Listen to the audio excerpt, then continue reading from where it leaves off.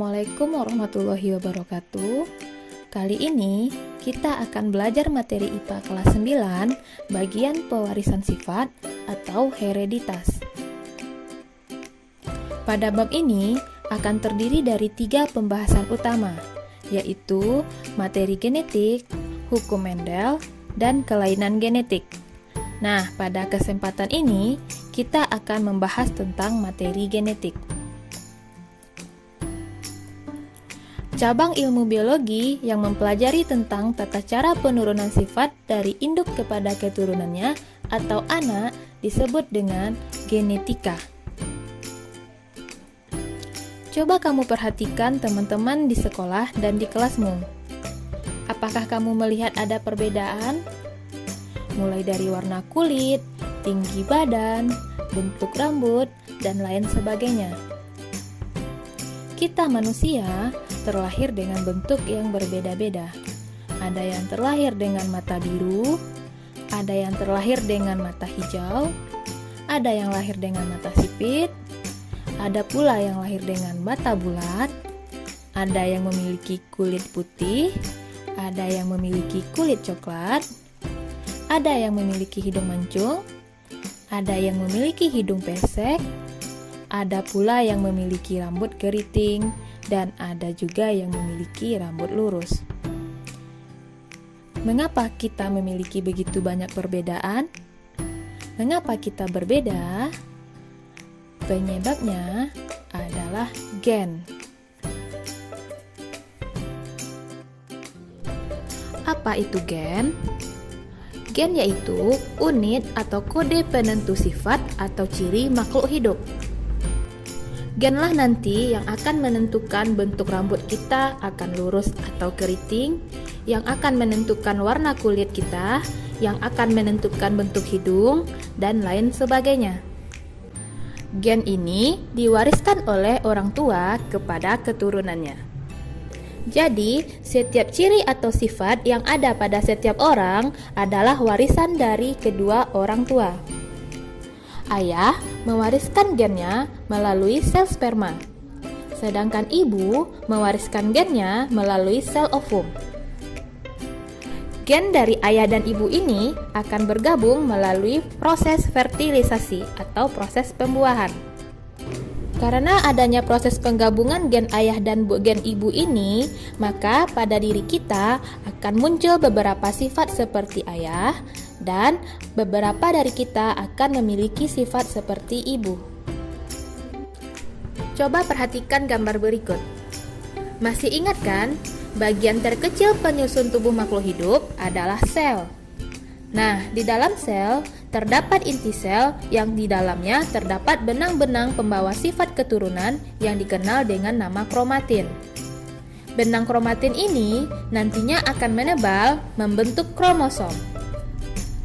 Jika kita amati lebih mendalam, ternyata di dalam struktur kromosom terdapat materi genetik yang disebut dengan gen, di mana gen ini dibawa oleh DNA yang merupakan untaian ganda yang berpilin yang dikenal dengan double helix. Jadi kromosom yaitu struktur pembawa informasi genetik yang terdiri dari rangkaian DNA yang sangat panjang dan protein-protein yang mengikat DNA tersebut. Apa itu DNA atau deoksiribonukleik acid?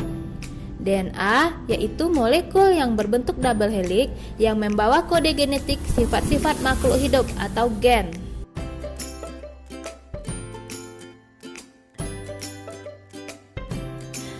Setiap jenis makhluk hidup itu memiliki jumlah kromosom yang berbeda-beda.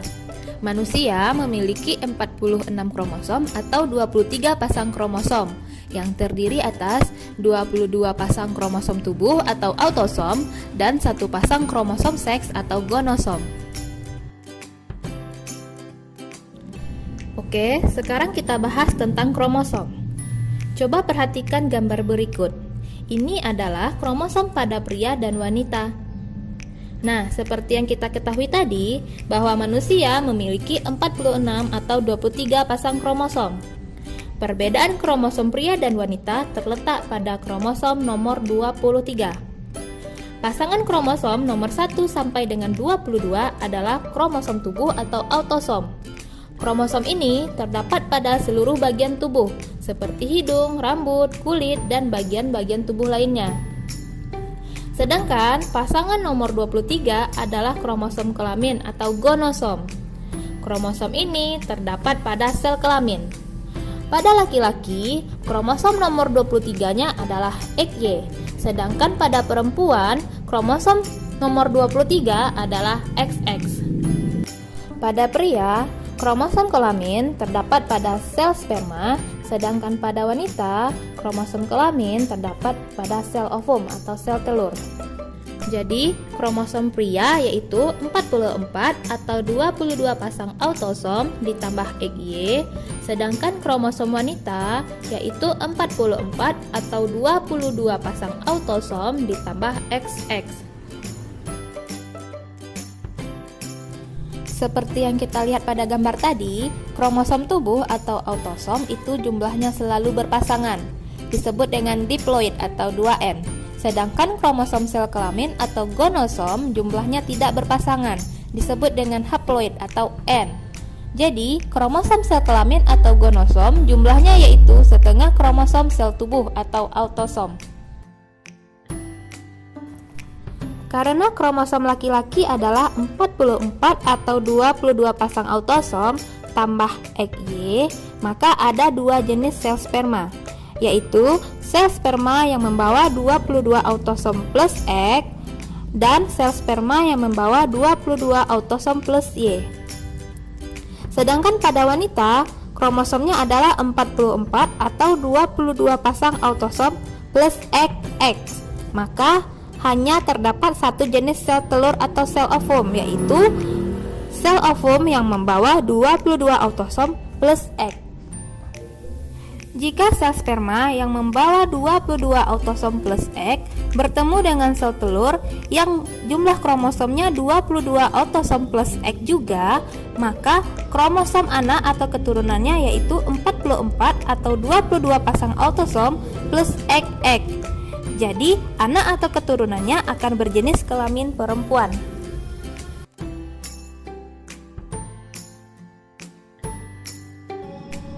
Dan jika sel sperma yang membawa kromosom 22 autosom plus Y bertemu dengan sel telur atau ovum yang membawa 22 autosom plus X, maka jumlah kromosom anak atau keturunannya yaitu 44 atau 22 pasang autosom plus XY.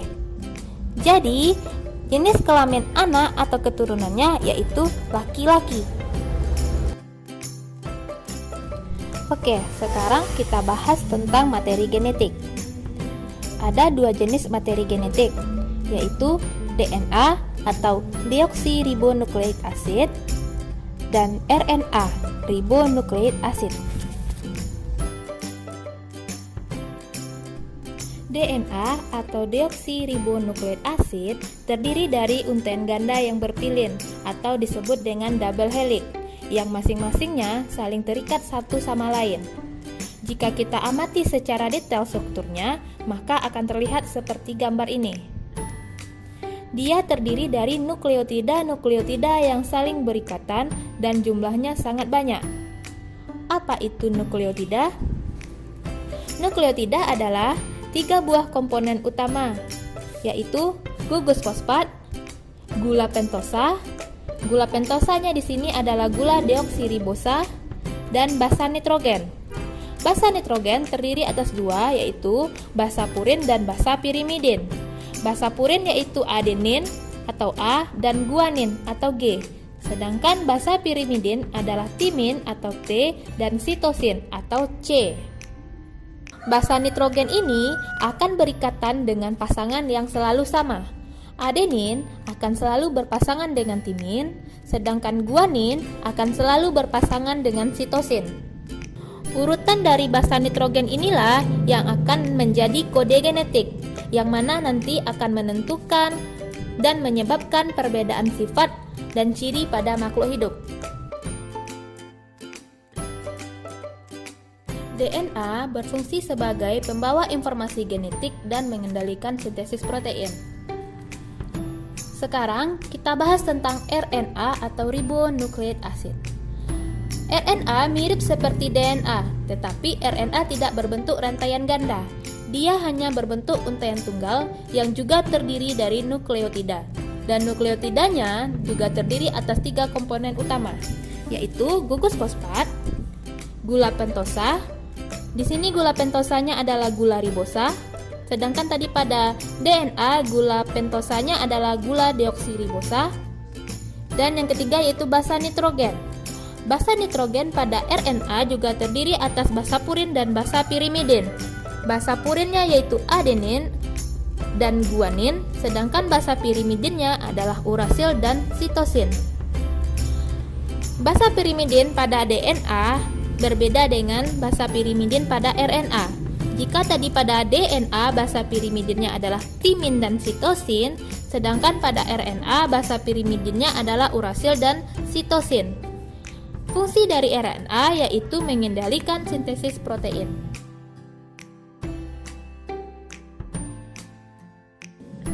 Jadi, terdapat beberapa perbedaan antara DNA dan RNA. DNA bentuknya rantai panjang, ganda, dan berpilin atau double helix. Sedangkan RNA berbentuk rantai pendek, tunggal, dan tidak berpilin. Sedangkan komponen gulanya, DNA komponen gulanya yaitu deoksiribosa, sedangkan RNA komponen gulanya yaitu ribosa. Kalau dilihat dari basa nitrogen, basa purin dari DNA yaitu adenin dan guanin, sedangkan pirimidinnya yaitu sitosin dan timin. Sedangkan pada RNA, purinnya yaitu adenin dan guanin, pirimidinnya yaitu sitosin dan urasil. DNA jumlahnya tetap, sedangkan RNA jumlahnya berubah sesuai dengan jumlah protein yang disintesis. DNA berfungsi sebagai pembawa informasi genetik dan mengatur sintesis protein, sedangkan RNA berfungsi untuk mengatur sintesis protein. Dalam pewarisan sifat dikenal istilah dominan dan resesif. Selain itu, terdapat pula istilah intermediate. Sifat dominan yaitu sifat yang mampu mengalahkan atau menutupi sifat lainnya. Contohnya, sifat rambut lurus menutupi sifat rambut keriting, atau bunga merah menutupi sifat bunga putih. Gen dominan dilambangkan dengan huruf besar yang merupakan huruf awal dari sifat dominan.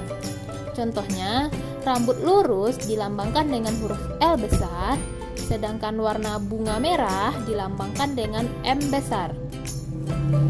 Sedangkan sifat resesif adalah sifat yang tertutupi oleh sifat dominan, seperti sifat rambut keriting tertutupi oleh sifat rambut lurus. Begitu juga dengan sifat bunga putih tertutupi oleh sifat bunga merah. Contohnya, keriting dilambangkan dengan huruf L kecil, sedangkan bunga warna putih dilambangkan dengan huruf M kecil. Nah, sekarang apa itu sifat intermediate? Sifat intermediate yaitu sifat yang muncul merupakan gabungan dari sifat dominan dan sifat resesif. Contohnya, sifat intermediate antara lurus dan keriting yaitu ikal, dilambangkan dengan L besar, L kecil. Sedangkan sifat intermediate antara merah dan putih yaitu pink. Jadi, sifat intermediate adalah gabungan dari sifat dominan dan resesif. Sifat pink dilambangkan dengan M besar dan M kecil.